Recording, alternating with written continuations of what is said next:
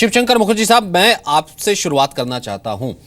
हालांकि डिप्लोमेटिकली इसे समझा जाए, इससे पहले भी पाकिस्तान कोई भी कश्मीर में इशू होता है तो उसे रेडिकलाइज करने की, इंटरनेशनलाइज करने की कोशिश करता है, और इस बार भी उसने वही की है। यह अलग बात है भले वो पूरी सफलता ना मिलती हो, क्योंकि अमेरिका तक ने कह दिया कि भारत का इंटरनल मामला है और किसी को हक नहीं है किसी तरीके के वो इंटरवीन करे। लेकिन डिप्लोमेटिकली आपको क्या लगता है कि इस वक्त क्या बेटर सोल्यूशन होगा कश्मीर के लिए सोचने के लिए?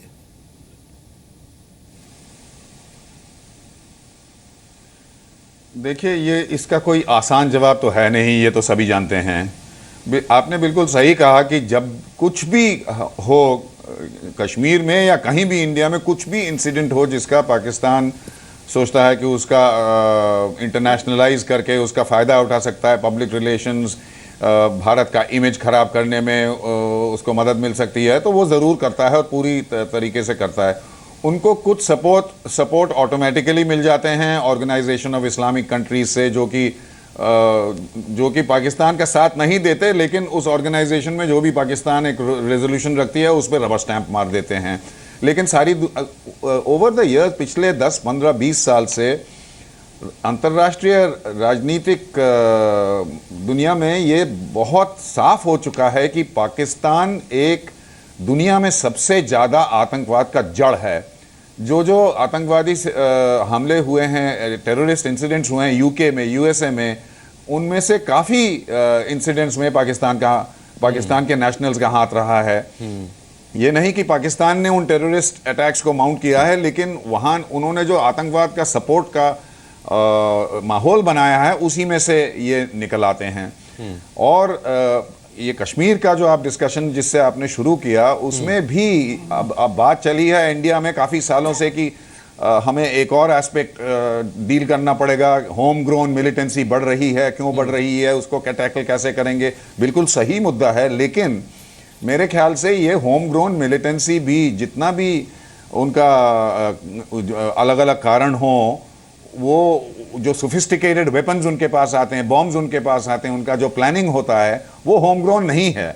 वो होम ग्रोन मिलिटेंट्स जो जिनके पास पोटेंशियल है, वो हमारे पश्चिमी बॉर्डर का हमारा जो पश्चिमी पड़ोसी है, वो उनको नर्चर करती है, उनको सहायता देती है, और अपना जो प्रोग्राम है भारतवर्ष को हानि देने का, वो आगे बढ़ाती है।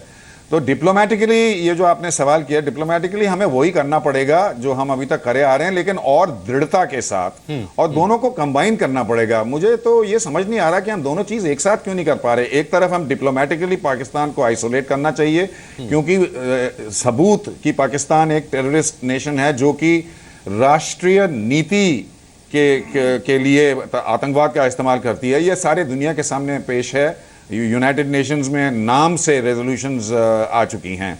तो इसको और हमें दृढ़ता से बढ़ाना चाहिए, और साथ ही साथ, जिसे अंग्रेजी में कहते हैं, नहीं तो पाकिस्तान का नीति बिल्कुल नहीं बदलेगा, क्योंकि वो नफरत से इतने नहलाए हुए हैं। तो उसको कहते हैं पेन ऑफ पनिशमेंट। जो वो कोशिश कर रहे हैं कश्मीर में, हमें उसका जवाब बहुत ही सख्ती से, और भी सख्ती से देना पड़ेगा। इसके अलावा मेरे ख्याल इन दोनों चीजों को साथ साथ करना पड़ेगा, तभी कुछ बदलाव आ सकता है पाकिस्तान के पॉलिसी में, तभी कुछ डायलॉग का मायने रहेगा। जी, तभी ले डॉक्टर पात्रा, उससे पहले तो डायलॉग का कोई मायने नहीं है, और जैसा खुद पीएम ने भी कहा था अब इससे पहले कि डायलॉग किया जाए तो किससे किया जाए, और शायद वो दबाव नवाज शरीफ पर साफ नजर भी आया।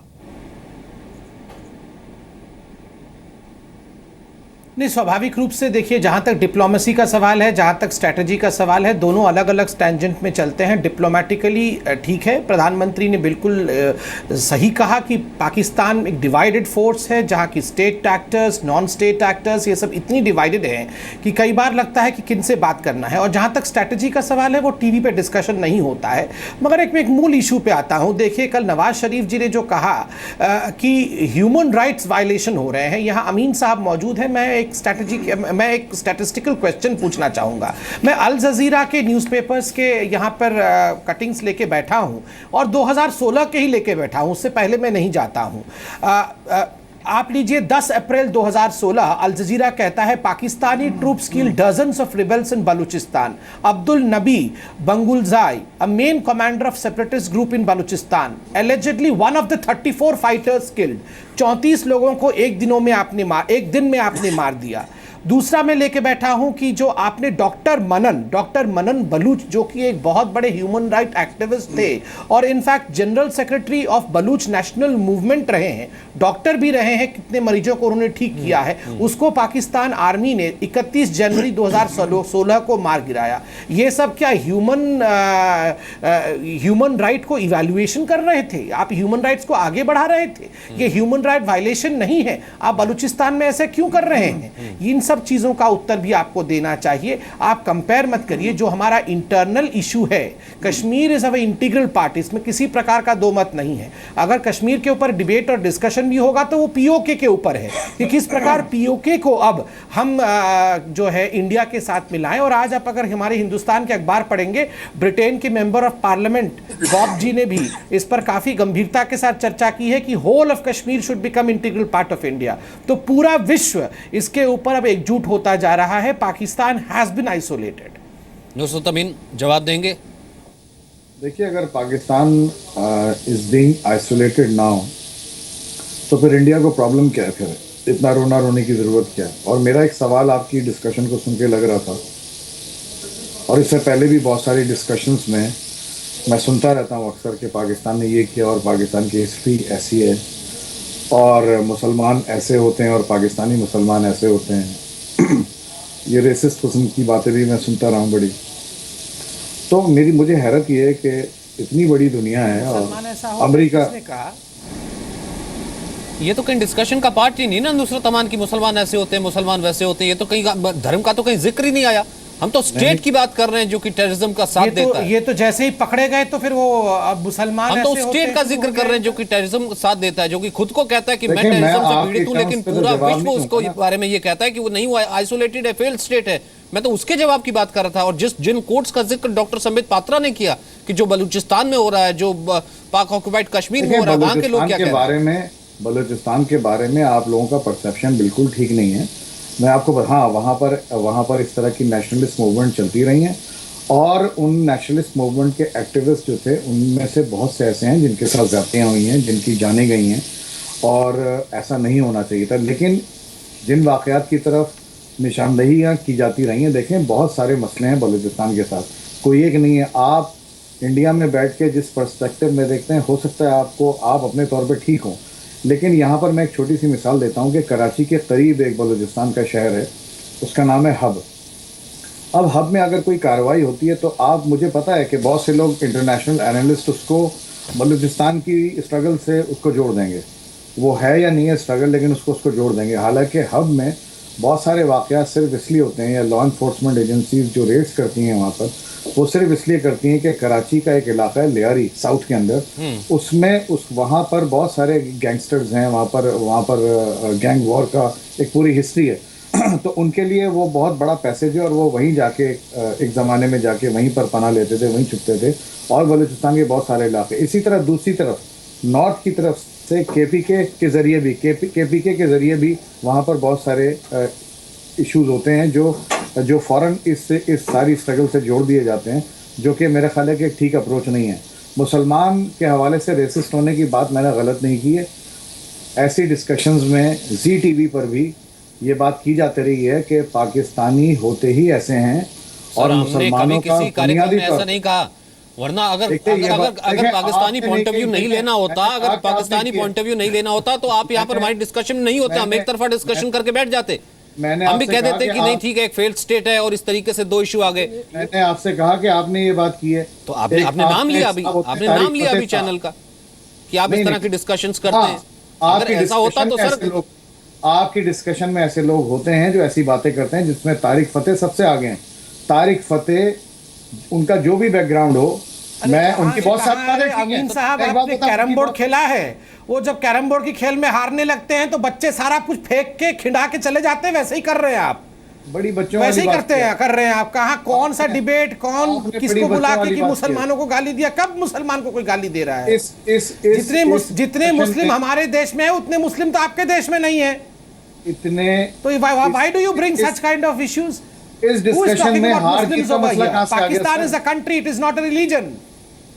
आप मुझे बताएं कि नहीं, आप you are not able to defend the act of Pakistan sir, that is why आप तो उधर आने नहीं पाकिस्तान दे रहे को मुझे। डिफेंड नहीं कर पा रहे हैं, बिकॉज आप तो पाकिस्तान मुझे- एक्ट्स आर रॉन्ग। और वैसे में आप पता नहीं कहा मुस्लिम हिंदू ये सब शुरू करके बैठ गए हैं।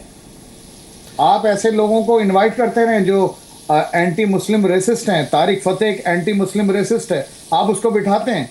आप उसको क्यों बिठाते हैं? उसको तो उसको आज आपके टीम लेकिन को आज बुला के आज लाओ। हम उस चार पर लोग बात बैठे हैं, कीजिए आप ना। आज की बात करिए ना।